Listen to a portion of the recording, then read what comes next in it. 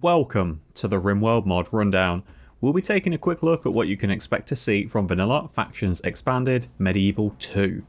For starters, you'll need the additional workshop content, Vanilla Expanded Framework and Harmony. Whilst not required, this mod does have an integration with the Vanilla Factions Expanded Insectoids 2 mod and the Royalty, Ideology and Biotech DLC. A long anticipated return of the medieval and Viking faction mods, and I've got to say, starting up a run using this was like putting on a warm, comfy jumper.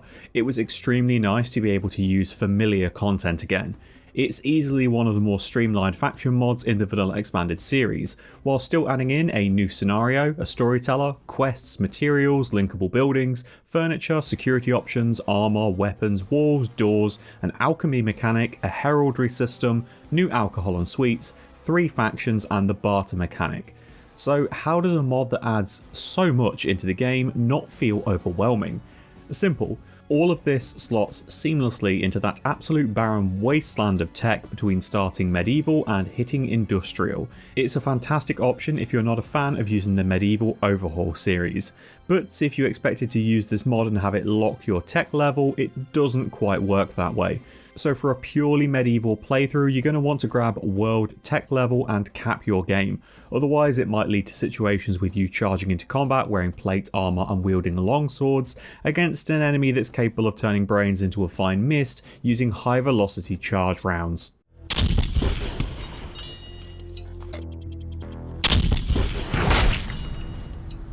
Alright, so how to break all of this down into a more easily understood format. Let's start with the factions first, as that lets us go over one of the newer additions with Medieval 2. You'll have some familiar favourites still, in the form of Civil, Rough and Savage, Kingdoms and Clans. By default, only the Civil Kingdom and Rough Clan are included in your game, so if you want to see everything that's on offer, you need to manually toggle them at world generation. As you would expect, the kingdoms lean on the equipment and tech that falls under the medieval side of the mod, whereas the clans make better use of the gear that was originally included with Vikings. Both typically pose more of a threat in melee combat, which isn't to say that their range is weak, but you'll often find it significantly easier to negate the damage of a warbow compared to someone swinging a halberd your way. Then you've got the new addition, the Merchants Guild. Hey people, Seth here. This faction operates extremely differently from the norm on the world map, as their settlements are only temporary. They'll unpack their tents every so often and relax for a quadrum or two, as shown by the bazaar icon on the map when they're in this deployed state. Eventually they start packing back up and continue to explore the world like a nomadic tribe. This means that you won't always have easy access to interact with the Merchants Guild, and you likely want to jump at the opportunity if you see them arriving within a reasonable distance to your home tile, as even if it's just a passing caravan, you can still trade with them. You don't need to wait for them to set up their camp. When you do go into the barter menu with either a Merchant Guild camp or a caravan, you'll see that they operate without using silver and have a massive inventory. They boast more potential offers than most full-fledged cities, with all manner of tech available too. In order to trade with the Merchants Guild, you're going to need to use the barter fairness system. This operates a little bit around supply and demand RNG.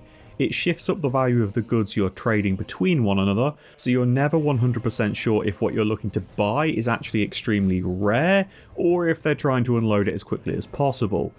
Equally, you're unsure if the goods that you're putting up for trade are considered high value or if they're significantly less worthwhile than normal. You need to do your best to even the scale and get the most return possible for the items that you're offering. It adds a nice dash of unpredictability to exchanges, especially if you're overcommitting to a single trade good. Yayo can't be your king forever. Sometimes you're going to need to diversify the portfolio and start selling a little bit of flake on the side too. Of course, this kind of trade interface is ideal if you're using a mod like Alpha Crafts, that revolves around having a variety of different luxury goods to trade. It lets you try and eke out the best possible deal every single time. I came to the pawn shop today to try to sell my 19th century Cardinals ring. My bottom dollar is $6,300. $1,500. Whew. Of course, a faction that is so focused on trade is likely to have a lot of nice things tucked away in storage or on their pack animals. Broadly speaking, in Rimworld, trade caravans usually come in with enough value that you can sack them and send the goods that you don't want back to the faction. This in turn fixes the damage that jacking their traders did to your relationship, whilst letting you keep your grubby little mitts on the things you actually wanted, all without ever paying a single silver. The merchant guild caravans and settlements are huge, but they do not forget, and they do not forgive. If you attack them once, that is it. Your ties with them are forever severed, so whilst you can get away with potentially hundreds of thousands of silver worth of goods by going after the Merchants Guild camp and caravans, once you've killed them, that's kind of it. They're not an endless source of riches, and you're severing access to their unique mechanic for the rest of the game, which is definitely an option for some more raider-oriented colony builds, as this is likely to set you up for life if you do manage to pull off the heist, preferably without burning their stockpiles down or destroying a bunch of gear in the process. From factions to the new Storyteller then, given that it's something extremely easy to cover. Maynard Medieval is essentially Randy Random with an ever-increasing weight shackled around your ankle in regards to tech. The more research you unlock, the more expensive every other project will become in the tree. This is added retroactively too, so if you use him and start with a crash-landed scenario, all of the initial tech is already going to be applying that research cost increase. It's weirdly useful if you want to play in a way that makes it more worthwhile to invest in those mid-level unlocks, rather than skipping straight ahead to the best in slot. The only issue I really have with Maynard is that he's just Randy, which some players are going to find a little bit too slow or unpredictable. Of course, with a factions mod, there's normally a scenario too, and Medieval 2 is no exception. The new kingdom start gives you a huge amount of starting colonists and two potential options upon spawning. Either you can fight and take the castle back from your oppressive lord, claiming it as your own alongside all of the materials and riches that it contains, or you can just up and leave the tile to get the ball rolling somewhere else instead. All you'll have are the clothes on your back, but you're going to be super rich in manpower, which makes for a very hunter-gatherer heavy start that's surprisingly fast to get going. Once the first few crops start to sprout, you'll easily have enough colonists to get all manner of construction and crafting projects started to gear up your group and go seek revenge. As a side note on this scenario, the option of claiming the castle is only really viable if you're using vanilla combat. If you've got CE enabled, your colonists aren't exactly armed or protected, so they can't go toe to toe with a warrior clad in full plate swinging a claymore at their head.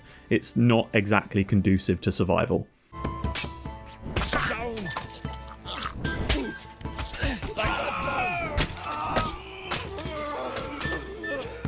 What other little bits can we clear up nice and early as well then? There's the Viking Style included if you're using the Ideology DLC. A lot of parts of this are going to be familiar if you played with the original Vikings faction, only now they're incorporated into the style rather than being a separate item entirely. It makes for a lot less bloat in the mod overall, whilst allowing you to create a very cohesive aesthetic across an entire colony very easily, especially when paired with the new parts included in the medieval research. Before we get into that though, let's talk new quests. You've got two included with this mod, the Skirmish and the Siege Camp. Skirmishes are offered as an accept for choice, pitting you and an ally against a stronger enemy force, in numbers at least. Depending on which factions roll for this quest, you'll either find yourself on the side of an atom bomb or a coughing toddler. Sometimes it's you and a handful of bungers facing down doomsday rockets and minigun salvos, other time you just get to watch the doomsday rockets absolutely annihilate the group of bungers and then claim the rewards as if you actually did something to help. These quests normally do have really nice reward pools as well. I often found they offered rare structures or even architect gear to choose between, so they're well worth doing if you've got a crack fire team waiting to go. Given that you only need to make the enemy flee to win this fight as well, you can let your allies lead the charge and it gives you ample time to set up a consumable item or two and wipe out the majority of the enemy in a single hit. These are a good excuse to go and play with things like orbital bombardments or rocket launchers. After all, it's not going to be your tile that you're blowing up. The Siege Camp is a quest that appears in your active list instantly, with the remaining duration acting as more of a countdown. The camp itself is going to be located extremely close to your home tile, and it contains a smaller threat to go and face. If you however let the quest expire before defeating the camp, you're going to face a much larger raid on your home tile. The additional numbers can easily double the threats, if not more, so these really are best faced in the field before it becomes a bigger risk. Not only are you going to be facing a more manageable number of enemies, but these siege camps themselves are full of loot, so you've got an extra incentive to go and deal with it. as when the raid turns up, they do not carry these goodies into battle with them. Alright, that about covers everything that isn't new gear, buildings or research, so it's time to dig into the numbers of this mod and see what new toys are added to the box.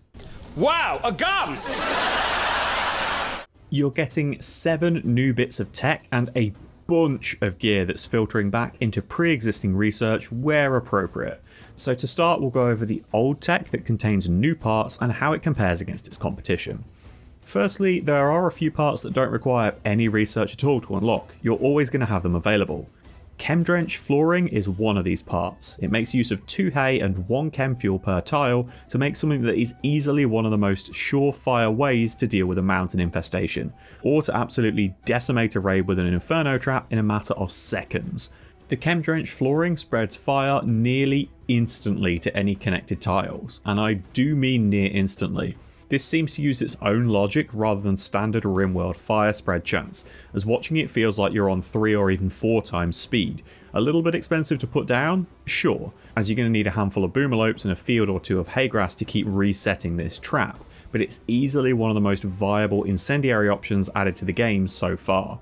To start the blaze, you can make use of torch belts, which are made at a crafting spot and only cost a little bit of wood to create. They're also super easy to make use of, as it's one of the very few options you'll get at Neolithic for a utility belt slot item. Whilst you're unlikely to be throwing them for their direct damage effect, they do make for great defensive or offensive firewalls, as you'll likely see when enemy raiders start to bring them in. They'll throw them at your fields or any wooden walls that you've built, rapidly turning your base into an inferno whilst they tie you up in combat and let it all burn. And whilst wooden walls are normally inadvisable, you do have access to the wooden palisade walls as a defensive perimeter. These walls are cheap and very quick to build, offering about half the health of a standard wooden wall and being unable to hold up a roof. It makes it very easy to lay down an entire line of these, as a single builder can carry enough materials to make a large amount at once, so even with an immediate attack warning you still might have enough time to block off an avenue or 2 of attack, forcing enemies to engage with you on more preferable fighting grounds. Now for wrath, now for ruin, and the red dawn! For Theolinda! If you want something a little bit more sturdy though, you have cobblestone walls. These are made using an entire stone chunk for a single piece, so they're expensive when compared to how many blocks a chunk could be cut into and how many tiles of wall that will produce in comparison. They offer exactly the same defensive stats as a wall made of blocks from the same stone type, whilst also taking slightly less work to build. The main downside to cobblestone walls is that they provide negative beauty. So a cobblestone house, which actually sounds quite cozy and comfortable to me, is normally going to be a pretty large negative offset to the room's beauty. Moving on to actual research anyway, you've got 3 new options in the Greatbow tech. The Arbalist is a heavy cranked crossbow. It deals a smidge more damage than a Greatbow, but it's got more stopping power, greater penetration, longer range and more impressive accuracy. For all of these upsides, it's a lot heavier to carry, so it lowers move speed, as well as taking 3 times as long to complete its ranged cooldown, at a massive 4.7 seconds. It also costs a little bit more to make, needing 10 more wood and 20 additional steel. These are great in the right hands, especially with specialist rolls or a trait that will lower that hefty ranged cooldown. As in the early game, when you're only being raided by a handful of enemies at once, these allow you to pick them off before they even get into range to start returning fire with most other Neolithic or medieval weaponry. They're also fantastic for hunting big aggressive animals, as that increased range lets you kite them around a huge area whilst raining shots from afar. If you need even more range, you can instead use the Warbow. Again, compared to a Greatbow, this has more damage. It's got equal stopping power and penetration, a much longer range, far greater accuracy at long ranges, whilst it does worse in short or even close distances, and it does have a slightly longer aiming time. The main upside to the Warbow is that it can fire over walls, providing there is no roof over the shooter or over the target. There can be roofing or even an overhead mountain in between them without any issue though, making this just insanely powerful. Unlike most other bows though, you are going to need a smithy to craft this item, so you'll need to pick up the smithing research to access it. It does unlock the ability to make some ridiculous maze-like setups that force enemies to walk around being utter lemons, whilst you can rain death from above in total safety, or to deal with animals that would normally retaliate aggressively towards you from behind a solid wall. The warbow might be a bit broken, is all I'm saying, as the AI pathfinding in Rimworld isn't the smartest at the best of times. This does go both ways though. Enemies using warbows will completely ignore the stupid maze you built and instead just rain down a hail of arrows upon your own firing line.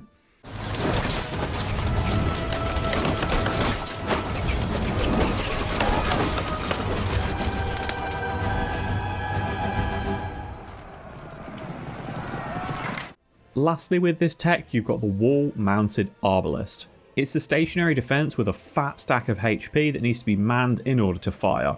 This offers a touch more range over the normal arbalist with a slightly lower aiming time too.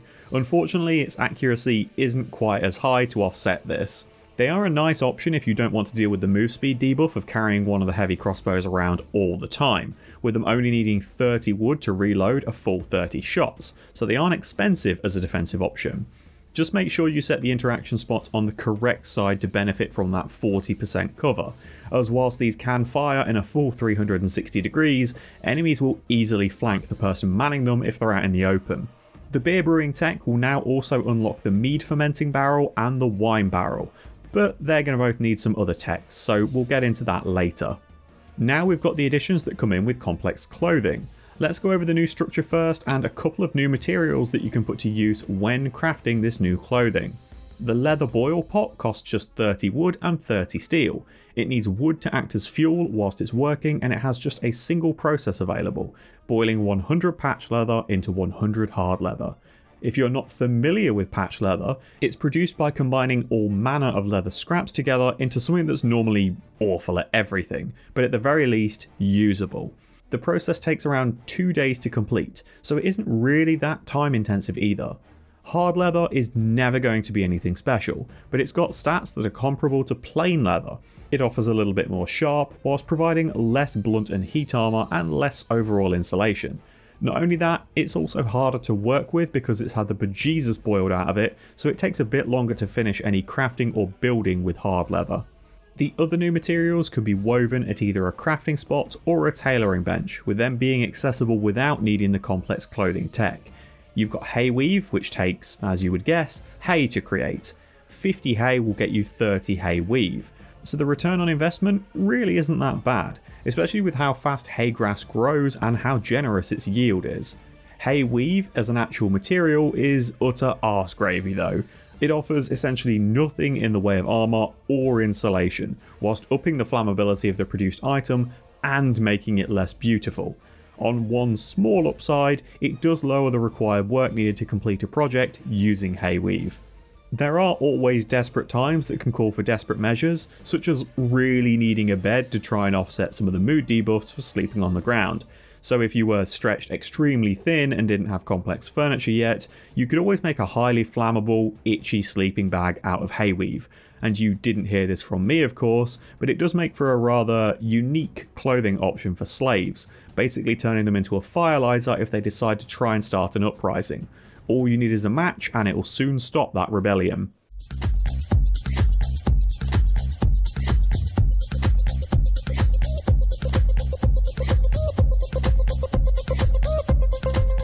The final material you can craft is hard weave, which uses 50 smoke leaf to create 25 pieces. Hard weave isn't actually that bad either. It's still not quite pushing the defensive stats of hard leather or even plain leather, but it does offer the best insulation stats of any of these three options. Of course, all of these are offering more protection than cloth, but cloth beats all of them on temperature effects, so it falls into that strange middle ground. It's not really providing any protection to justify using it as armor. Equally, it's easier to grow cotton and make basic clothing, so this ends up being a material you typically find on enemy raiders and not really something you actively utilize yourself. In terms of items from complex clothing, you've got a large amount of parts that add big offsets to your social impact. There is the dame dress and hat, which boosts social impact at the cost of slave suppression offset and the inability to perform dumb labour. or you can use the rather unique Jester outfit, which provides more social impact than the Dame dress at the additional cost of totally removing all skill progression on the character wearing it. All of these parts are very much offset first and stat second, offering nothing special in terms of protection or insulation. The King's robes, however, only take a small amount of fabric or leather and need 80 gold. These do provide solid defensive stats if made from even heavy fur, offering something similar to a standard suit of plate armour with none of the move speed debuff and a 30% social impact bonus. It only needs 84 work to create too, so it's not like it's a big long-term crafting project.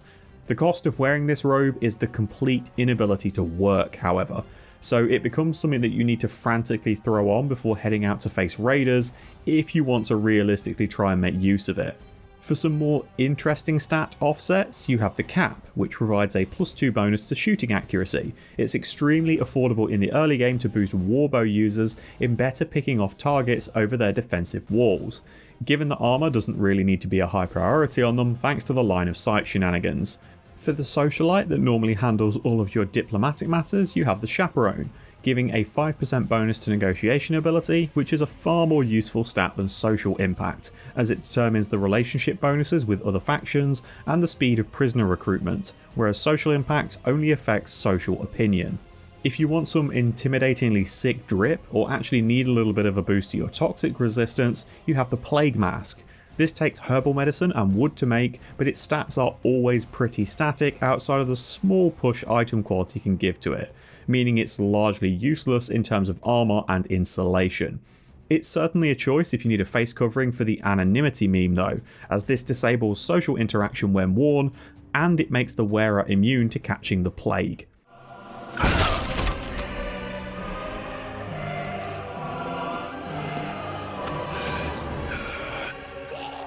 I wanted you to know it was me.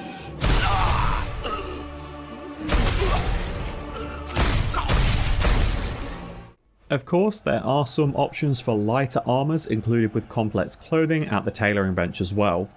The mantle is an extremely primitive, cheap layer option that typically bridges progression from wearing tribal wear to properly equipping your entire colony.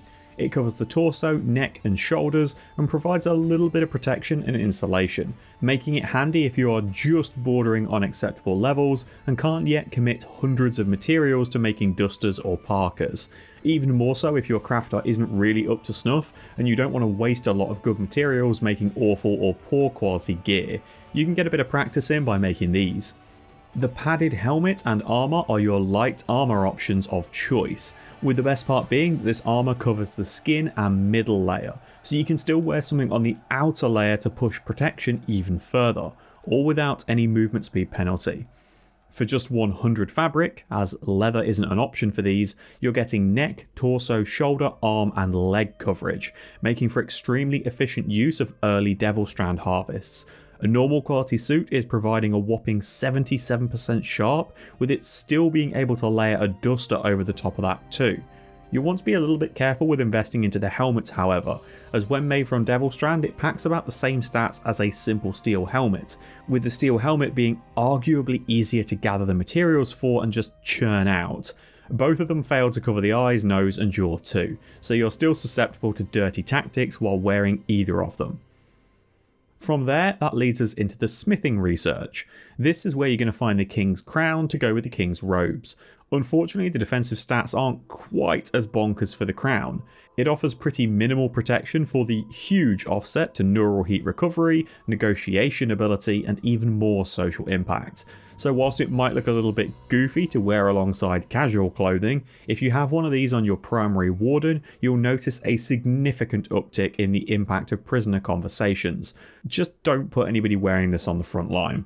The leather armour and helmet that comes in with smithing are your mid-tier option for protection. It's not quite as agile as wearing padded, but it's nowhere near as punishing as wearing plate. If you're going to go this route, you ideally want to be using leathers at around the stats of elephant, rhino or dread, or at the very least heavy fur or bear skin. All of these leathers are going to push you above at least 60% sharp armour, and given that plate armour is around 65%, that's what we're going to be deeming acceptable for a comparison's sake. The main issue with going for leather armour on your colonists is the massive amount you're going to need to make each suit and the huge amount of work. Normally by the time you'd have harvested enough to actually start making these suits, leather armour itself will be somewhat irrelevant, as you would have already crafted padded or plate to keep your hunters safe. As for the offsets besides the armour, the helmet heavily obscures vision whilst not actually covering the eyes, so you don't want it on any ranged combatants as it will ruin their accuracy. The main armour itself is quite handy as it provides a touch more pain shock threshold. It's enough to stay in combat for another small hit or two, but not enough to make colonists hang around in a fight until they're dead. The other downside to wearing these leather suits against padded gear is that they occupy the middle and outer layers, so you're losing the ability to wear some of the more impactful outer gear that would typically provide greater benefits in terms of protection, although maybe you just really like leather. There's no shame in that. You are handy. Jump on. This better not awaken anything in me. At smithing, you get another defensive option with the super simple round shield, taking 75 wood and 25 steel. These can be worn providing that the colonist is using a one-handed melee or ranged weapon.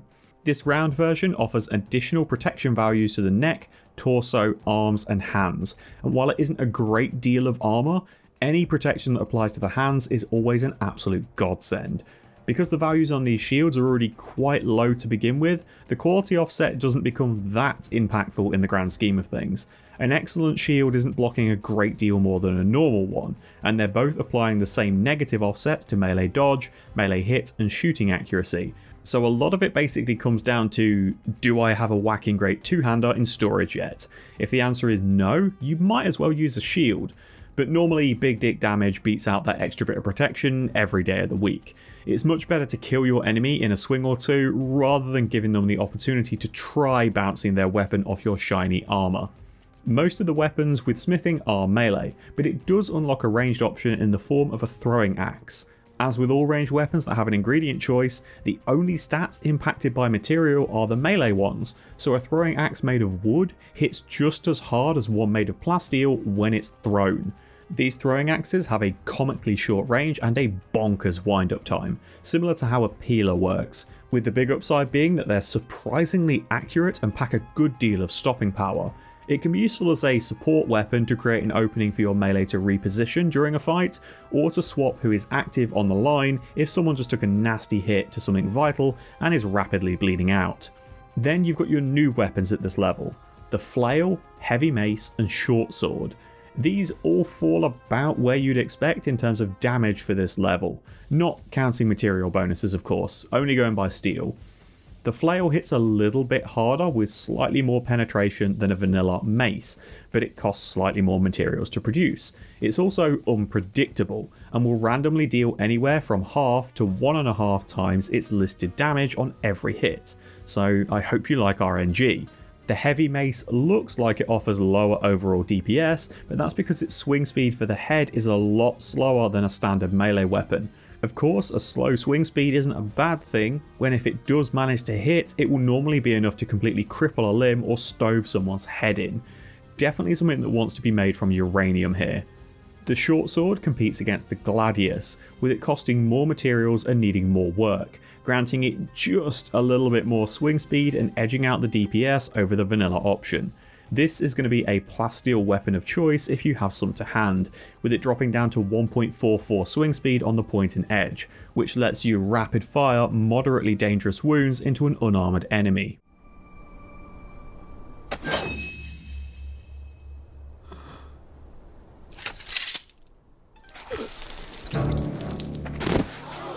Of course, the more dangerous stuff is hidden behind the long blade tech, with some seriously cool new options.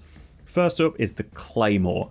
This is almost comically large on a narrow-bodied colonist. The obvious point of comparison is going to be the longsword, with the Claymore doing more damage per swing but taking more seconds per attack, as well as having the lower armor penetration and a move speed penalty. So surely that can't just be it, right? Of course not. The Claymore is a honking great slab of metal. Being struck by it has a chance to deal a critical strike. It's going to stun and deal additional damage, similar to how sometimes a club can be most efficient early game because you can just dogpile an enemy and stun lock them to death. This critical hit has about a 45% chance to occur, which is extremely generous. So you can go one of two ways with material choice for the claymore, depending on what you're aiming for. Plasteel is going to make it lighter and easier to swing, resulting in more stuns over time, whereas bioferrite will push the damage above the big danger threshold, allowing it to take off arms and legs in a single swing. I guess it depends if you have spare bionics for your prisoners or not. The Dane Axe does a similar thing to the Claymore, being able to deal extra damage and stun the target on a critical strike. It also doesn't come with that move speed penalty. It costs 25 less materials, needs less work, and it can be used with a shield. So what makes it different? Firstly, the critical chance is only 30%, not the 45% that the Claymore was rocking. The Claymore also had 3 attacks that it added into your melee pool, a poke with the handle and a stab and cut with the blade, which fills out the best and mid categories for melee attack weighting. The Dane Axe on the other hand is only adding in a handle and an edge hit. That means that you're likely to still have one really bad option in your melee rotation, making it a little bit less likely that you'll land a nice big chop consistently. Then you've got a brand new class of weapons, ones that are really long. The halberd and pike both look really underwhelming at first glance, with a move speed penalty and a shockingly low DPS given their competition. The main upside is that these melee weapons have reach. Your melee line can be too deep, with pike and halberd users swinging over the head of the front line to connect with the enemy. The main reason for the low DPS is because of how slow the swing speed is on these weapons, with most of the attacks taking 4.2 seconds and one on the halberd even being 5.2. But given that they're looking for an opportunity to land an attack between friendlies, I can't really blame them for not flailing around with it. These work extremely well on that initial clash when an enemy charges your melee wall, likely leading to front runners being insta-dead as they get hit from 2 full lines of melee attackers. So if you can find a way to stagger the advance of raiders so that there's a few seconds between each new group arriving, it gives your secondary line time to get another shot ready for the insta-gib.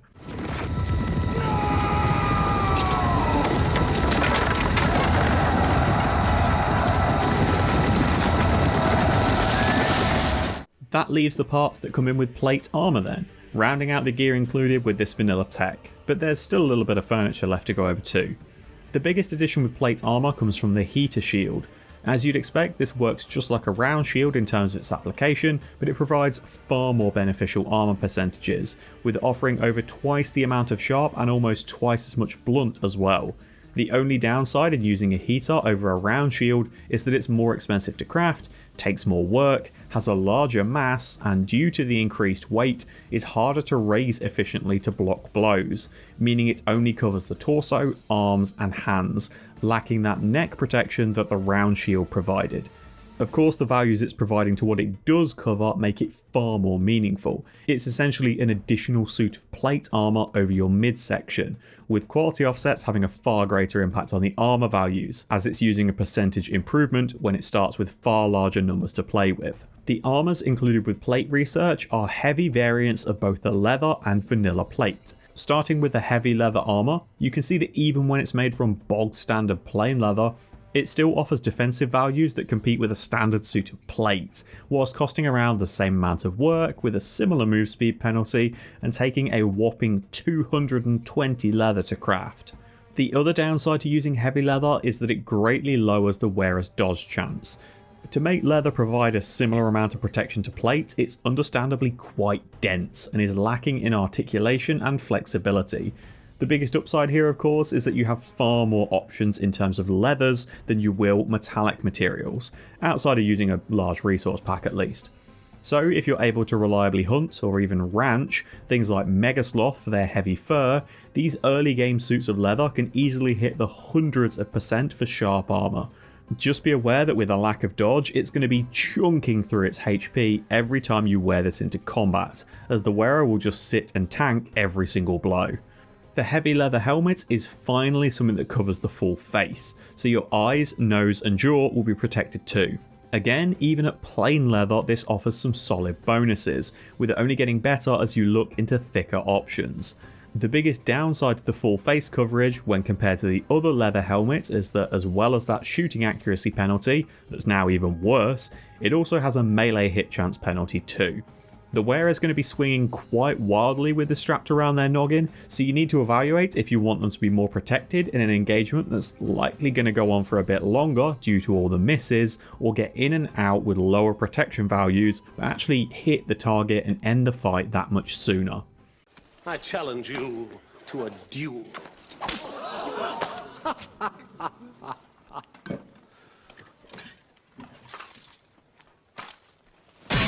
I accept. Then you have heavy plate armor. This only costs 70 more material to make than your standard plate, but it needs a massive 1,000 work, so it's a significant time investment. This covers all of the same areas and offers an extra 10% or so sharp armor and 5% more blunt defense, which isn't a great deal given that the offset against dodge chance is -20 and the move speed debuff is -1.2 rather than the 0.8 of standard plate. It's a lot to justify such a small percentage increase in armor, but of course heavy plate does benefit more from creative inspirations or a production specialist role. If you can reliably get this out at excellent quality, with the odd masterwork here and there, it's pushing into that 100% sharp armor protection range, and making it is, somewhat at least, easier to obtain the materials for compared to creating heavy leather armor from good hides. That just leaves the heavy plate helmet. This costs 70 metal to make and takes just as much work as the heavy leather helmet, with equal offsets to melee hit chance and shooting accuracy, all whilst not really providing that much more in terms of defensive stats than a bog standard plain leather version. As weird as it seems, you'd do much better using mid-tier leather to make your helmets rather than steel, as they'll actually be providing insulation that way too, and the only armor they'll be beaten on is the blunt percentage, which is still so low that attacks are going to be reliably punching through it anyway. Finally then, complex furniture integrations, starting with the ailment shelf. This is a dedicated storage for all things alchemical, which is something we'll get into a little bit later. It costs just 10 metal, wood or stone, and it protects the items stored within it and ensures that they will never deteriorate or impact nearby beauty. Just remember there's a big difference between deterioration and rotting. Things like berries that are stored on this shelf will still expire after a few days. They can just be stored safely outside in the rain. Next is the archery target, giving you another option for dexterity recreation. It needs wood and hay, which means it's just that little bit more annoying to build in some colonies, as you'll have to actively sow and grow hay if you want to make one of these. They're worthwhile though, as they passively train the shooting skill when used to relax, and despite how it may look at times, they are perfectly safe. The flying arrows pose no risk to your colonists. Message for you, sir. It wouldn't be fair if only ranged combatants got a new form of recreation though, so you also get the training dummy. Again, this needs wood and hay to build, but it allows brawlers to beat the stuffing out of a completely stationary target, granting a little bit of melee XP for every swing.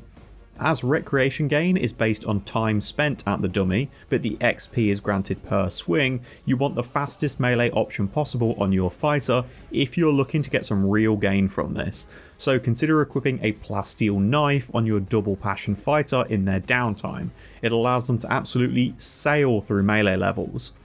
Also, whilst this dummy isn't damaged when used, it does make a mess in the local area. If you put some straw matting underneath it, it makes your life significantly easier in terms of cleanup.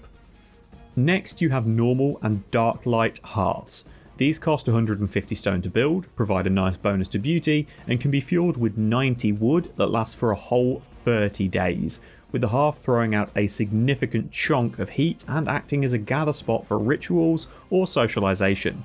Unfortunately, you can't cook food over this, so you're still going to need a campfire or a stove for that, but they're a great addition to throne rooms or ritual spaces, and can work equally well as both a light and warmth source in a large bedroom or a food hall if you're living in a colder climate.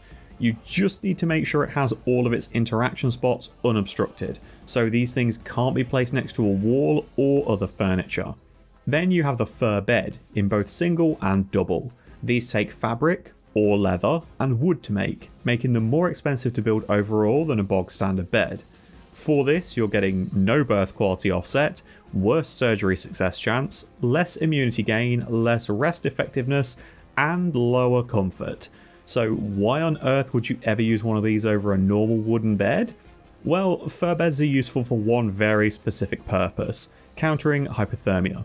A colonist resting in a fur bed will be safe from the ambient temperature, possibly preventing those hypothermia death spirals during a cold snap, when even rescuing a downed colonist isn't enough because you can't get the room warm enough to stave off the crippling cold. Now, when they fall unconscious and are carried to a medical fur bed, they'll be safe until they recover, and then they'll stand back up and immediately collapse again from hypothermia, repeating the whole cycle. It's not perfect, but it does beat death. I'm just a big toasty cinnamon bun. I never want to leave this bed. Uh-oh. Gotta take a whiz. Think, man. Think. Think. I better get up. Now it's time to look at the research projects included with Medieval 2. Starting with Beekeeping, which is going to unlock the apiary, sweet rolls, and the mead fermenting barrel, provided you've also unlocked beer brewing. You're going to need apiaries to harvest honey, with apiaries needing flowers nearby to function correctly.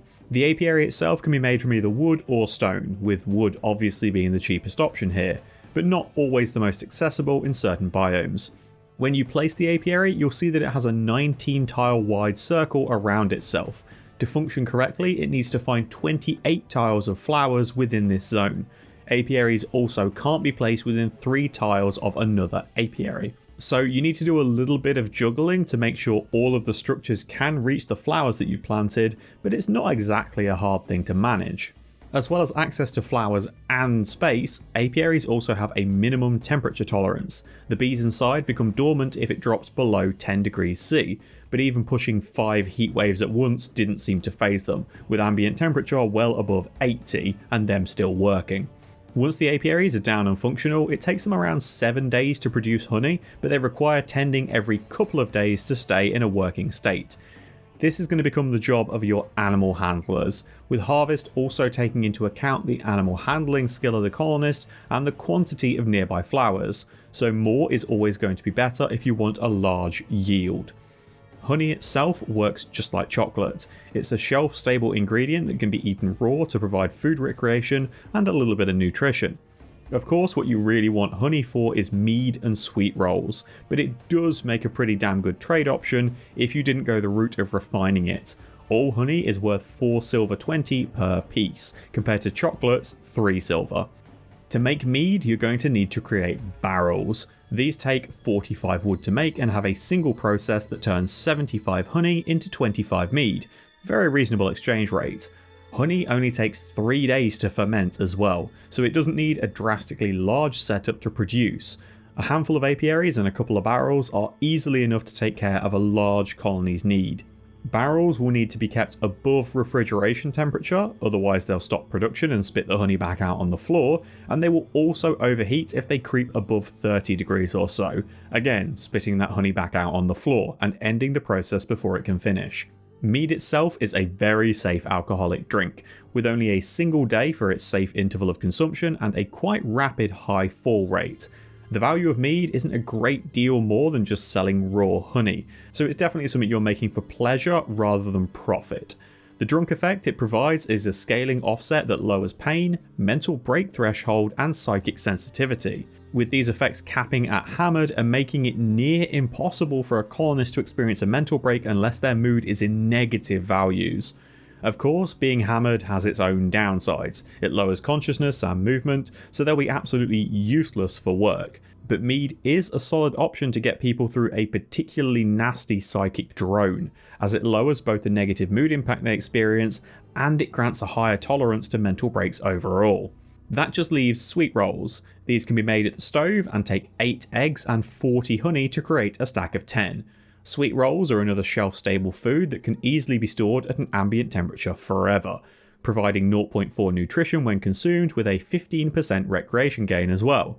So they do provide a little bit more than eating the honey raw. You just need chickens, ducks or geese to provide you the eggs to make these regularly in high enough quantities for them to be anything more than an occasional treat. Just make sure you distribute them evenly across any kids in your colony to avoid fights. Oh yeah? We'll see about that. I'm sure anyone I'll be else sorry, you little... What nonsense. Hey, don't get off. Enjoy my little speeches. Look good.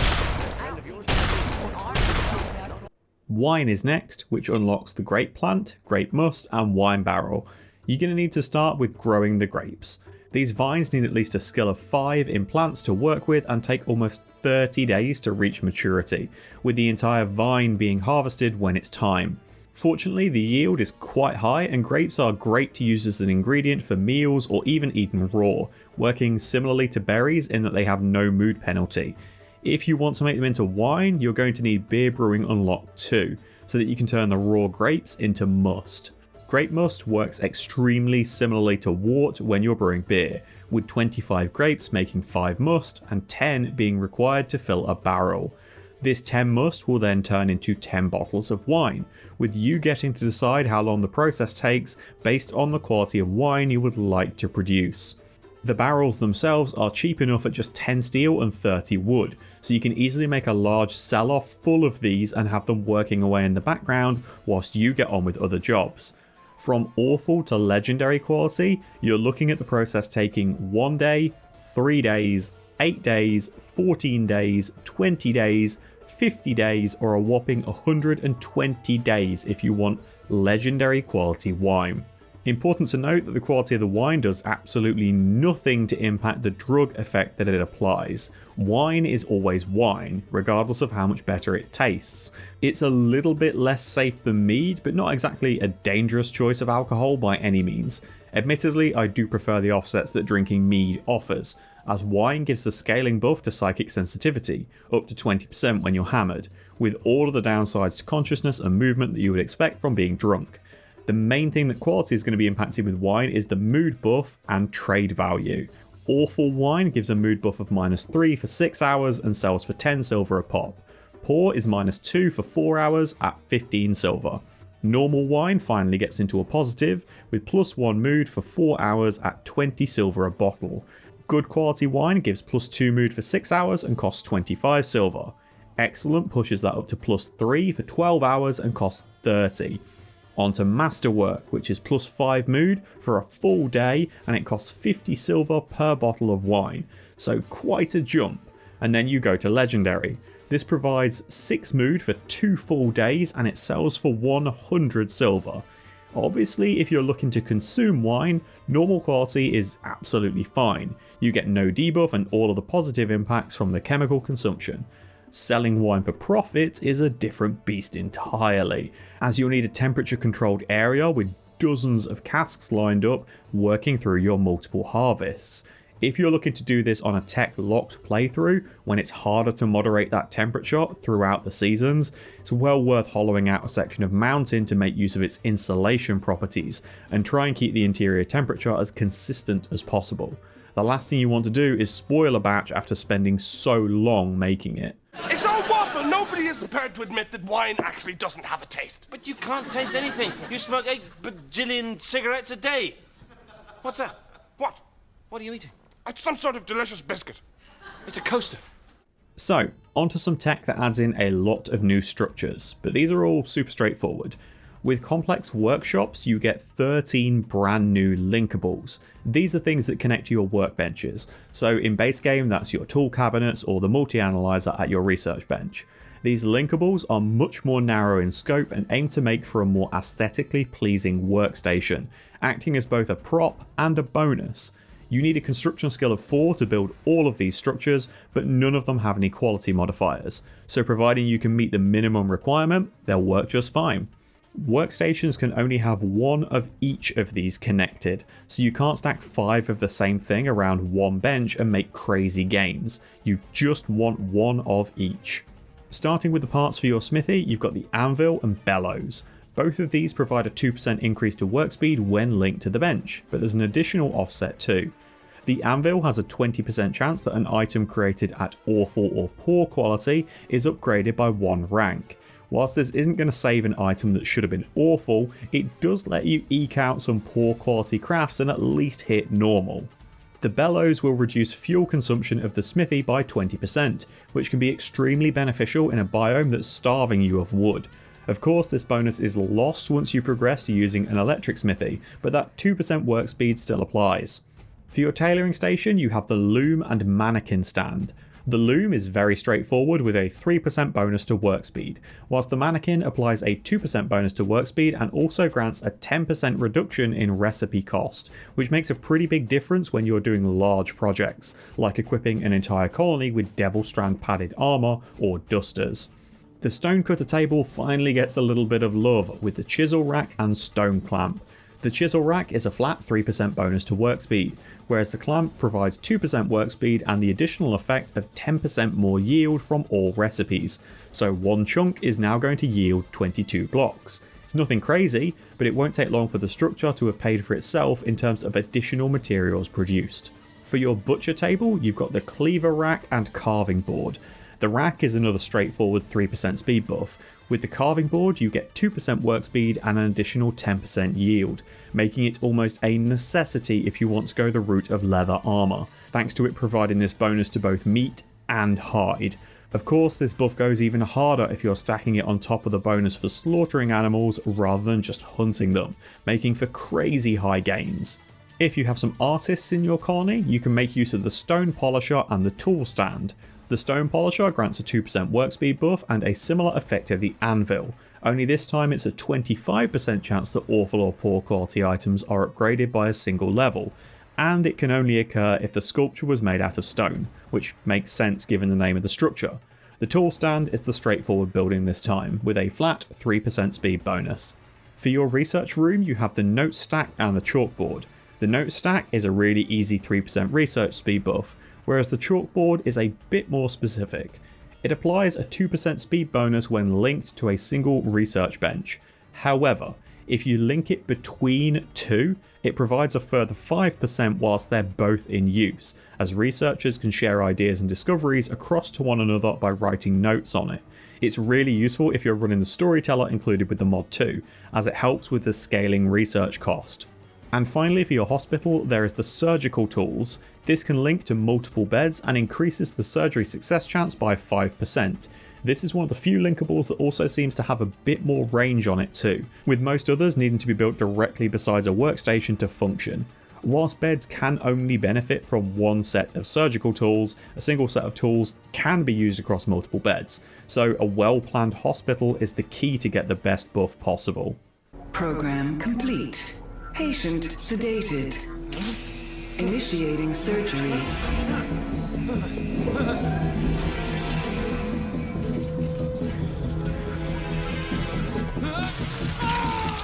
That's the linkables done. Let's move on to something a little bit more explosive. With Matchlock's research, you'll get access to primitive firearms. Now, these aren't going to follow typical weapon logic and have both upsides and downsides. Firstly, let's talk cost. These are going to require chem fuel to construct, so just like chem drench, it's another thing that leans towards ranching boomalopes, which always seems like a disaster waiting to happen from my point of view. Alongside this additional cost, they're being outranged by the new warbow item and outdamaged by it too. Not only that, these early firearms have negative armor penetration. Someone walking up to you with their dingle-dangle flopping in the breeze has a chance to negate the shot by parrying it with their ballsack. It's certainly something. So it's going to take a lot to make them stand out against the competition and be viable. The arquebus is your longer range weapon of choice. It fires a spattering of lead balls over a fairly decent range with high accuracy at short, medium and long ranges. And you can probably guess from the word spattering, the big upside to this weapon is that it has a chance of hitting multiple targets, which is extremely rare for a long range weapon like this. A tricky part to manage with how it operates is that every time the trigger's pulled, a plume of blind smoke is ejected from the weapon, making subsequent shots less effective but providing some cover. Adding on to that the lengthy aiming time and the cooldown, it makes hit and run tactics difficult to pull off. But they can be extremely impactful if enemies are pulled into the blind smoke that you're leaving behind. It potentially wrecks their accuracy whilst letting you pick off other targets before falling back once again. The final and rather important part with these early firearms is the damage fall off. At their maximum range, their damage is basically 0, with it rising to the listed damage number the closer the target gets to the shooter. If you happen to fire these at point blank range, the damage is doubled. Now add in the gear that you got for melee, like pikes and halberds, and you've got a pretty solid option. 2 thick lines of melee acting as your protectors, with supporting fire from these weapons flying overhead. Enemies that do manage to get to your melee wall and stand against you will rapidly be blasted to pieces by numerous projectiles, and your own line is better protected from incoming fire thanks to the blind smoke. Of course, it isn't just the arquebus, you've also got the hand cannon. It follows a lot of the same principles: blind smoke, negative armor penetration, close range critical hits. The big difference is that the hand cannon fires 7 projectiles rather than the 3 that the arquebus releases, over a much shorter distance, which actually makes it easier to get good use out of that point blank critical. Each pellet is doing less damage than the arquebus, but overall the hand cannon has a much greater damage potential thanks to its high close range accuracy. You just need to be careful not to use these weapons for hit and run. They have a 4.6 second cooldown, so reloading the weapon is 100% a death sentence if you're caught out in the open after pulling the trigger.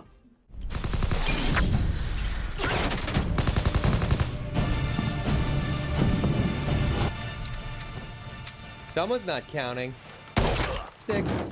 That just leaves the static defense option, the wall-mounted arquebus.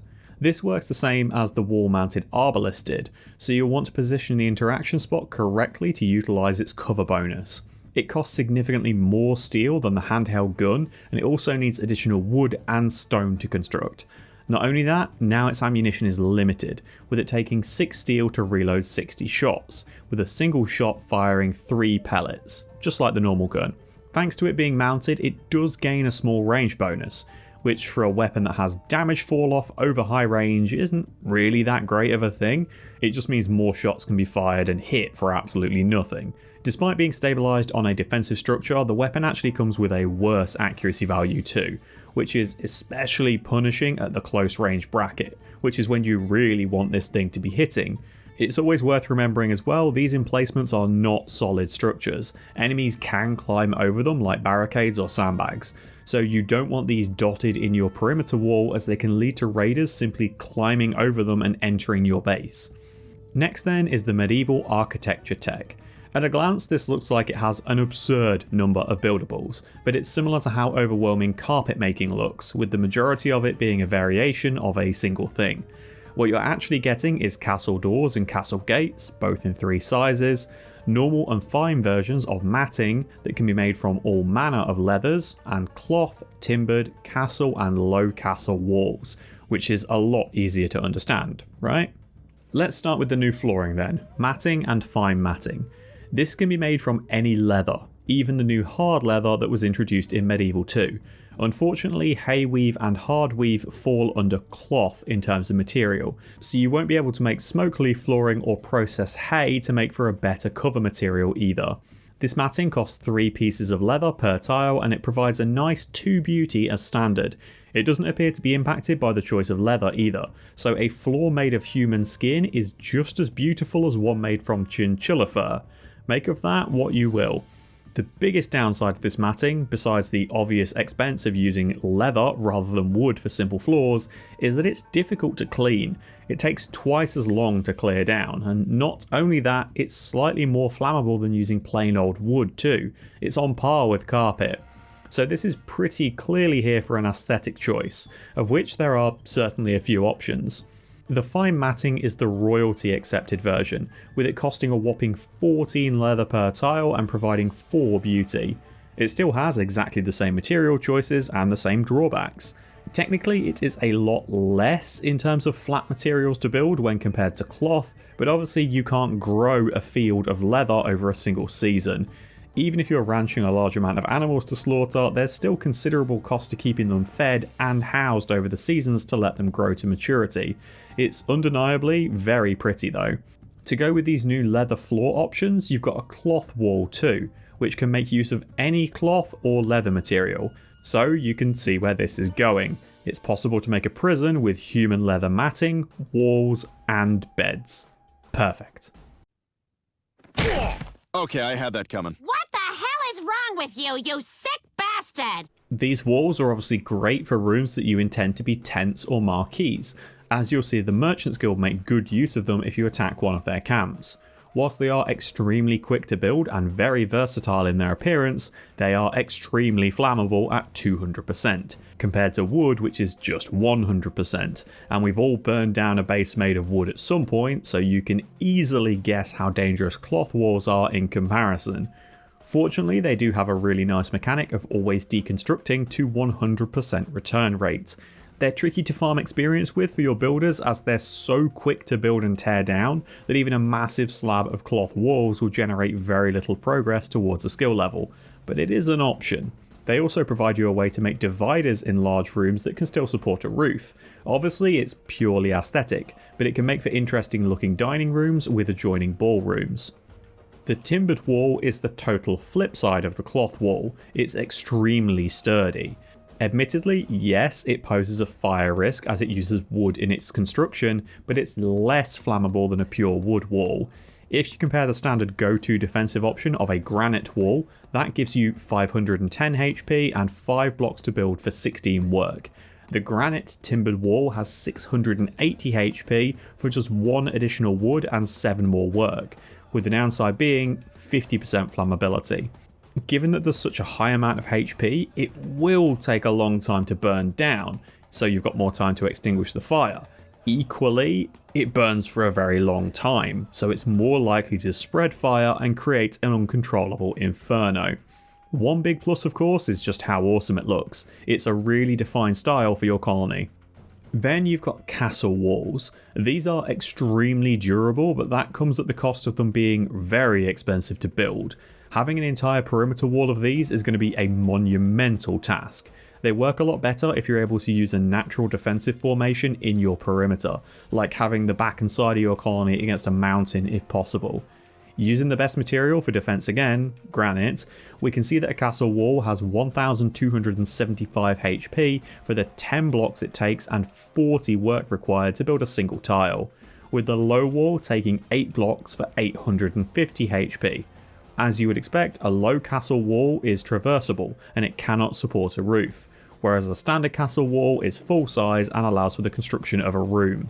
Now comes the unique part for both of these walls. If you've played with the mod Layered Wall Destruction, you'll already be familiar with it. These walls will crumble to a damaged version when lower than 30% health, with the standard castle wall becoming passable and the low castle wall becoming standable. If these walls are battered for a long enough duration, breaches can be made in your defences, which allows raiders to more easily enter your territory. This damage isn't permanent fortunately, and repairing the wall will restore it to its original version, so you don't need to deconstruct patches and rebuild them once they hit the crumbled version. It makes for more interesting sieges on both sides of it. You can breach spots in enemy walls and sneak your way in, and if you've taken sustained fire around your kill box, it might open up some new avenues for enemies to attack you. Finally, you've got the castle doors and gates in large, medium and grand sizes. Obviously, the larger the size, the more expensive it is to build, with the castle door using just stone and the gate costing the same amount of stone and additional steel. They both offer the same HP, and the gate cannot be fired through despite its appearance, and both of them have a lot of work required to build.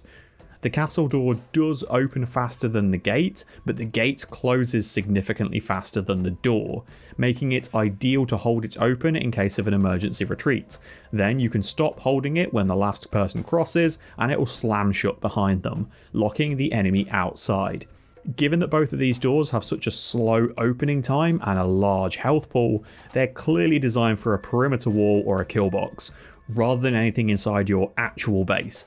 Although that isn't to say you can't have a grand entrance to your colony, you might just want a side door or two so that colonists can easily slip in and out when working or gathering outside of your own walls. Women always have trouble with the wall. Can't ever seem to find a door. From architecture, you can then go on to unlock heraldry. This gets you a tabard, standard, standing banner, and narrow, broad, and grand rugs. These all appear blank in your construction menus, but will apply your faction's heraldry when built, with options available to edit your heraldry once you've constructed an item that uses it via a gizmo button. You'll see me messing around with it in the background whilst I go over the items included with heraldry. Just know that as well as editing the faction heraldry overall, you also have options to individually change pieces if you want different patterns on certain parts. As you would expect, the rugs and standing banner are purely decorative. The narrow rug nets you 15 beauty for 100 cloth, and it takes up 1x3 tiles of space.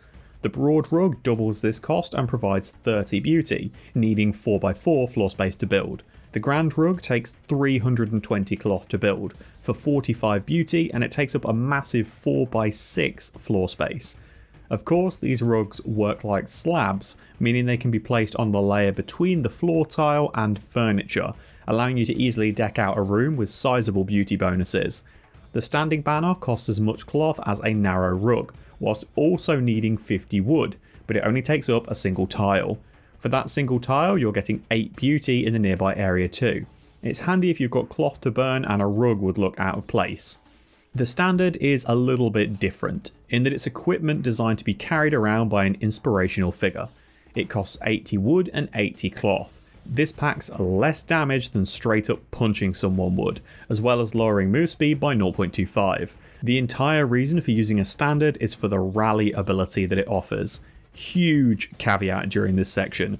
I'm not sure if it's working as intended because it seems insanely powerful in the current iteration. So if it's changed since this video released, it was indeed unintended behaviour. The rally ability grants you a large AoE around the user that prevents impacted pawns from experiencing a mental break and stops any breaks currently in progress. I'll say that again. This instantly ends mental breaks on demand in an area around the carrier and can be equipped and dropped as needed. Having a single one of these in storage means you always have an emergency button that you can grab as needed if someone decides to go on a murderous rampage, or beats up prisoners, or throws a tantrum and targets your components. Not only is the ability that strong, it lasts for 12 hours, and when it expires the button immediately refreshes, meaning you can have this buff up pretty much forever if you want to. I might be wrong. This may be totally working as intended, but it feels busted. It nullifies one of the largest threats to many colonies, which is a death spiral of serious mental breaks after a particularly bad event. I'd be shocked if this didn't see a cooldown added at some point that made it on par with a leader ability like the Combat Command Aura. Finally, from Heraldry, you've got the Tabard. These are an item of clothing that has its own unique layer on top of the torso and neck. Tabards only cost 20 cloth to make and offer nothing in terms of armour or temperature tolerance. They are purely there to provide an additional 5% pain shock threshold and show your allegiance. If you've got the cloth to spare and want a uniform, dripped out look to your colony, they're a nice little investment to make. And finally, the biggie. You're going to need Psychoi Brewing as a prerequisite for this tech, and it's easily one of the most in-depth research projects included with the mod. So, time to cook. Hell yeah! Hey, come on, baby! Come on! Yes! Come on! Ah! Yes! The first important thing to mention with getting into alchemy is that a lot of vanilla plants can now be harvested for ingredients, and researching alchemy will unlock the ability to cultivate them for yourself. The 5 plants you can make use of are as follows. Glow stools, which will die instantly if exposed to light, so you either want to plant them in fungal gravel under a mountain or make an anti-greenhouse for them. These take an extremely long time to reach maturity too, so be careful with them. Alocasia, large leafy plants that grow extremely quickly and have a very small yield. These can also be extremely good in livestock zones thanks to their very high nutrition. The Astragalus grows even faster, with an equally small yield, but it doesn't pack quite the same nutrition as the Alocasia. This stuff can grow anywhere though, it has basically zero fertility requirements or sensitivity. Clivia is another fast growing, high nutrition plant with a surprisingly decent yield. And finally, there's the giant Rafflesia, which comes in with a huge beauty debuff, so keep these at the borders of your grow zones as you don't want your colonists near them if possible. They also grow really fast, with that high nutrition and an alright yield. It's the beauty debuff that's a killer on them. As well as these new harvestables from old plants, Alchemy will also make good use of honey, agave fruit, hops, ambrosia, plasteel, psychoid leaves, smoke leaf, insect jelly, and royal insect jelly if you're using insectoids too. So if you really want to dabble with making a lot of tonics and concoctions, you're going to need a good chunk of free space to fill with a herb garden to keep everything topped up with ample ingredients.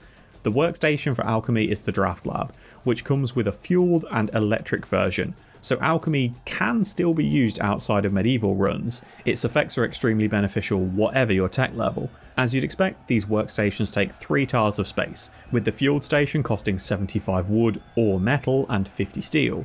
Then the electric version costs 125 steel and 1 component, taking 350 watts of power when built. As you get all of the drafts immediately upon researching this tech, it can be a little bit overwhelming when you first open the builds menu because there's a lot of choice, with all of the potions also having quite a lot of stuff going on. So let's go down the list and see what we've got. Firstly, you've got an option to make herbal medicine, which is actually really handy if your colony lacks a good planter or is in a biome where it doesn't grow as a wild plant, hence the need for agave in the recipe. Provided you can get a small setup on your map to produce honey and grow a handful of alocasia, you'll have easy access to making herbal meds without needing that 8 skill to plant and grow it yourself. Just like at a biofuel refinery, you also have the bills to make chem fuel from either wood or organic matter. Really useful if you don't want to have to ranch boomalopes on your map, or if you've got an excess of human meat that, for whatever reason, traders don't want to take from you. This makes Alchemy an extremely useful pick if you want to go the route of Matchlock Weapons as well. All you need now is giddy up for some horses and you can play medieval Mad Max.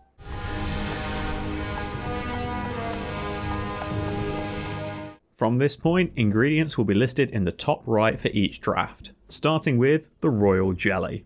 Worth mentioning at the top of this section that all drafts are considered medical drugs. As such, you can administer them via the medical procedures if required, and you can also set them up to be carried or taken on a schedule via the assign menu. Extremely useful to save on the micromanagement of some of these flasks. With every flask, barring one of them, the colonist consuming it will be instantly hit with 20% toxic buildup. Similar to how potions work in The Witcher, you can't neck a bunch of the most potent drugs on the planet without consequence. This downside is here to prevent you from stacking the best buffs to absurd levels, so you need to manage your toxicity, like an Overwatch player on their 9th chat ban. What you'll find with most of these drafts is that they have an immediate effect that will last for a set duration, before falling off to a lesser version of the effect that lasts for a slightly longer duration. In the case of the Royal Jelly draft, the initial punch is a 10% consciousness buff, a 110% move speed modifier, and 100% more immunity gain speed. This 100% immunity gain speed bonus is applied before any relevant xenotype offsets, so if you're using a race that has absolute bin tier immunity, like a modded genie, there isn't a great deal a 100% buff can do when it's then being lowered by 90% afterwards. After 1 day, this falls into the fading effect, which simply provides 20% immunity gain speed for a further day and a half. Normally by the point of hitting this fading effect, the colonist is already going to have got over whatever illness they had, as well as beating a flu outbreak that hasn't even happened yet, thanks to their transcendent immunity. The Hemogen draft is next, which is only going to be in your game if you're rocking with biotech. A colonist without the hemogenic gene is going to get absolutely nothing from drinking this. It's purely for sanguiphages. It provides the same amount of hemogen immediately on consumption as you would have got from taking a hemo pack, as well as offsetting the hemogenic drain by providing a further 8% hemogen throughout the first day. On top of that, you're getting 10% more psychic sensitivity, 110% to injury healing factor, melee damage, and immunity gain speed, plus 0.1 move speed and a 75% reduction to any pain experienced and incoming damage. After the initial 24 hours, this drops to the fading effects of just 2% hemogen gain per day, offsetting the natural loss from the hemogenic gene. If you can get to a point where your sanguiphages are consuming only drafts rather than using a hemogen pack, you're pretty much set. All sanguiphages are naturally immune to toxic buildup, so there's zero downside to using a little extra material to feed them for these amazing buffs. Next is the Clarity Draft, which requires royalty to appear in your game. This grants 10% side focus immediately when consumed and buffs psychic sensitivity by 40% and meditation focus gain by 20% for 2 full days. Unfortunately, during this time, the colonist is also going to suffer a -5 mood penalty. Just like any drink that provides clarity, you immediately end up regretting prior life choices. After the first 2 days, this effect fades to just 10% more psychic sensitivity and 5% more meditation focus gain for another 3 days, without the mood penalty. The immunization draft is next, which is a weaker version of the royal jelly draft, but it's made with more readily available materials. This leans on the idea that a good sleep is often the best medicine, instantly lowering rest by 25% when consumed and increasing tiredness to 130%, basically trying to force the colonist to spend more time in bed. It only provides a 35% bonus to immunity gain speed, which in most cases is more than enough, but it's unlikely that your colonist will be breezing through work after drinking this compared to someone who took a jelly draft. After a couple of days of being sleepy, this changes to the fading effect and provides 3 days with a 10% bonus to immunity gain speed. And yes, this can stack with the royal draft if for whatever reason you really needed an immunity punch. Frau oven cleaner. You can clean an oven, you can clean me. If it isn't infections or illnesses, but straight up injuries that are holding you back, you can make use of a healing draft.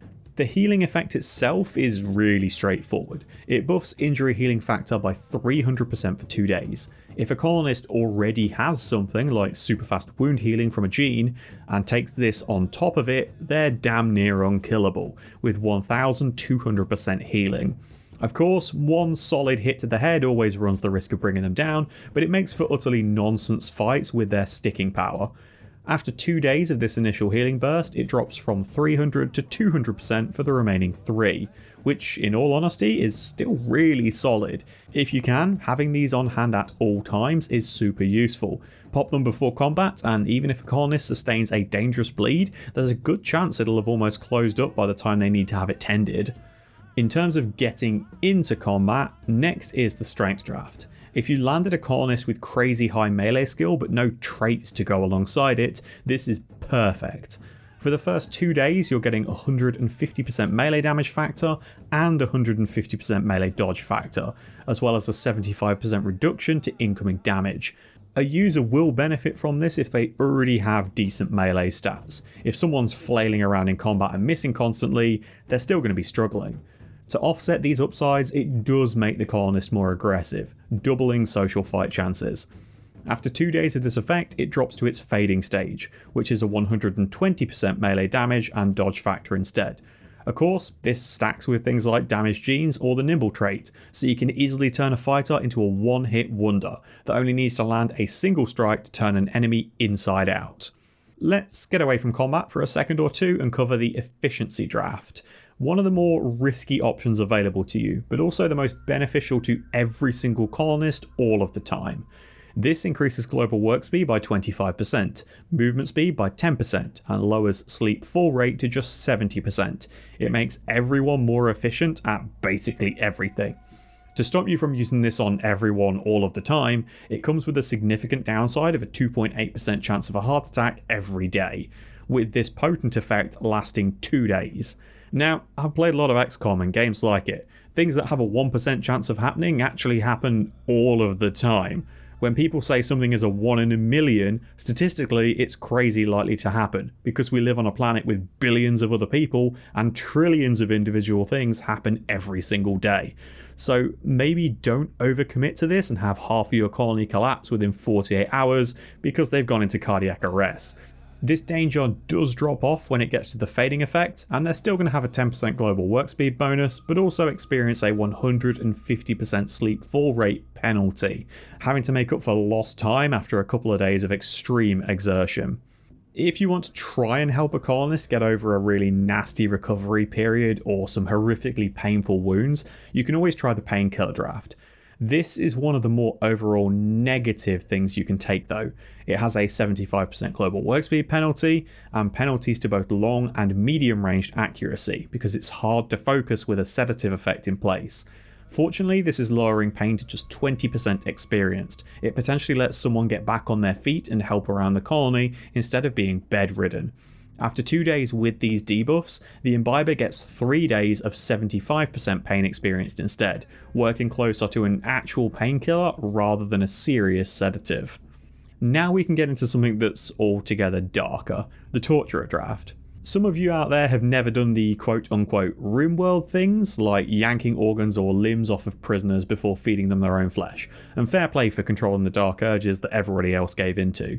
If you do want to dip your feet into the pool of Psycho, this might be a good entry point. This draft can be administered to impart 200% pain experienced and inflict 50% pain. It reduces mood by 15, caps consciousness at just 10%, and reduces prisoner resistance by 0.25 an hour. It lasts for a whole 2 days. That's 2 days of being barely conscious in total agony whilst chipping through 12 resistance on a prisoner. When they're finally able to stand again, the effect lingers, increasing any pain experienced by 150% and continuing to lower resistance every hour by 0.08. This fading effect lasts for 3 more days, so that's another 5.76 resistance broken. I can't argue with the effectiveness of this. It frees up your warden to do other things or allows you to just focus on conversion, with the draft doing all of the work on breaking resistance instead. Wait, what? I'm waiting. He didn't even pour any water on you. Yeah, and he's not going to. The focus draft is one of the more cheap ones to make. It works as much more of a future me can deal with this problem approach to many situations, with the potent effect granting 25% more global learning, 200% eating speed, 25% meditation focus gain, and 125% rest rate, so all around more productive and open to learning. Once it hits the fading effect, however, you get 3 days of 75% eating speed, halved meditation focus gain, global learning, and rest rates. Useful in some really niche circumstances if you can time it correctly, so that the negative effects wear off when it's less impactful, such as if you have an extensive amount of bionics to install. The colonists can make use of this before their surgeries and spend the next few days under the effects of anesthetic, whilst the debuffs are wearing off. The fertility draft is usually sold in convenience stores next to the vape pens and scratch cards, boasting stamina that will keep you going all night. This tonic boosts fertility by 20%, even on infertile pawns, as well as lowering the interval between loving and increasing the rest rate, so you've got 2 days to get busy getting busy. After that, there's still a 10% fertility buff for 3 more days, which again will continue to work on infertile colonists. Useful if you need to make the most of every opportunity, I guess, although getting pregnant isn't something I've ever seen any of my colonists struggle with. Even when told to avoid it, their pull-out game is so weak that you know they've burned every pizza they've ever tried to cook. For a seriously useful drink now, you've got the Inspiration Draft. For 2 days, you have 10% more global learning factor, 25% more learning for skills with a minor passion, 50% more learning for major passion skills, as well as a 25% chance to gain an inspiration. The downside of that is that it absolutely wrecks combat stats for this first 2 days, lowering accuracy to just 25% and halving melee damage, although it does make it crazy easy to level up shooting skills, as missed shots mean no damage, so hunters can chase a rabbit around the map with a rifle, never hitting it, but gaining increased experience for every shot. After the potent effect fades, they still benefit from 10% more learning on minor passions and 20% on major, so all around a really helpful draft. Especially useful for new recruits that are falling significantly behind their peers and need to catch up to be helpful around the colony. Onto another extremely useful option, the Stone Skin draft. For the first day after drinking this tonic, you'll have 85% move speed and -2 beauty. But you're also getting 70% sharp armor, 30% blunt armor, and 50% heat armor, so it's a Stone Skin gland on demand, allowing you to make use of all of the defensive bonuses exactly when you need it and let the negative effects fade off over time.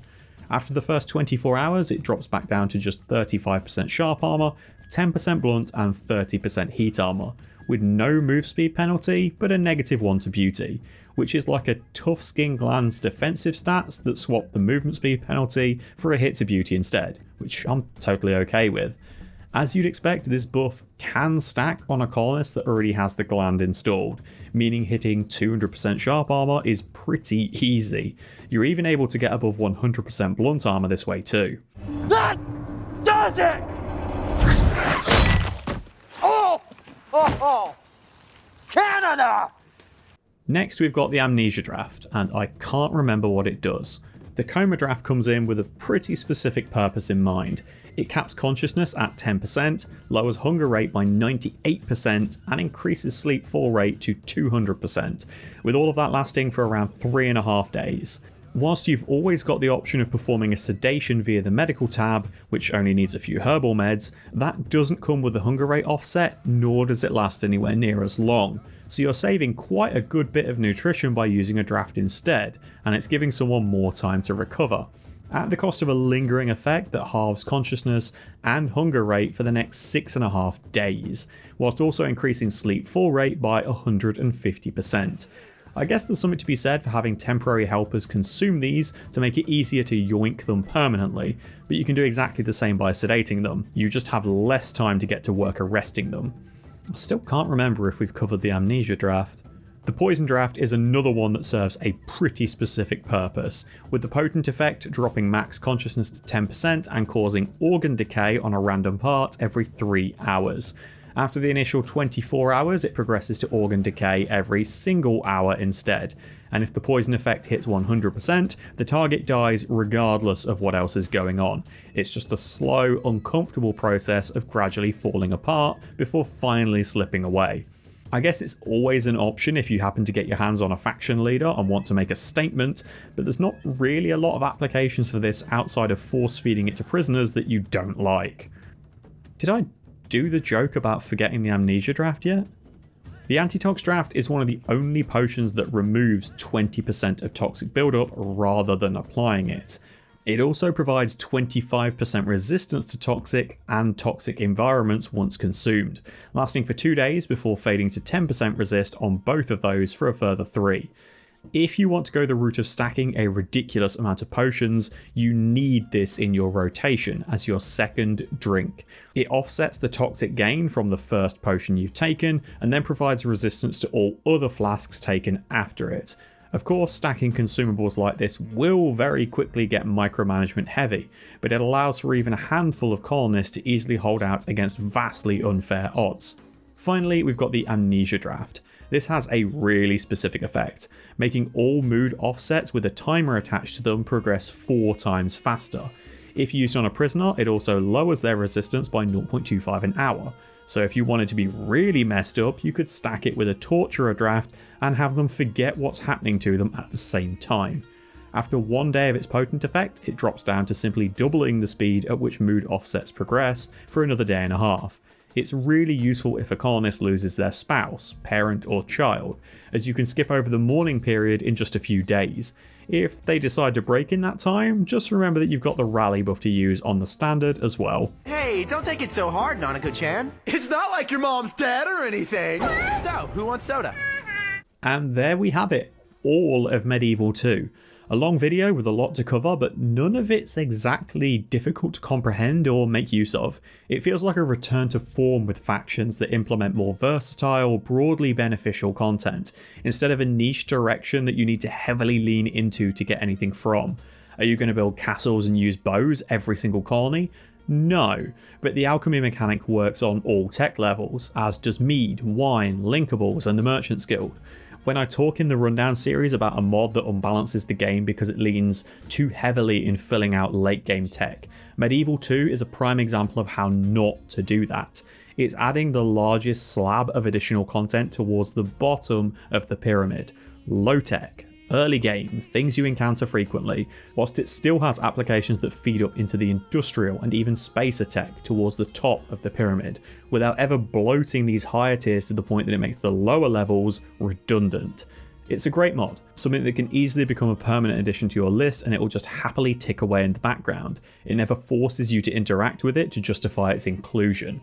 If you'd like to see the current suggestion list for mod rundowns, it's available to view on my Patreon page. All of the posts there are totally free to read and it's pinned at the very top of the page. You can support me in producing content like this from just £1 a month. It gets your name in the credits of these videos and it helps me to stay alive. Thanks for watching, folks. If you have any mods you'd like to see a full breakdown for, or suggestions of mods you would like to see covered, feel free to leave them in the comments, I might get around to them. I'll be back again soon with another Rimworld mod rundown. Wherever you are in the world, enjoy the rest of your morning, afternoon or evening. Take care.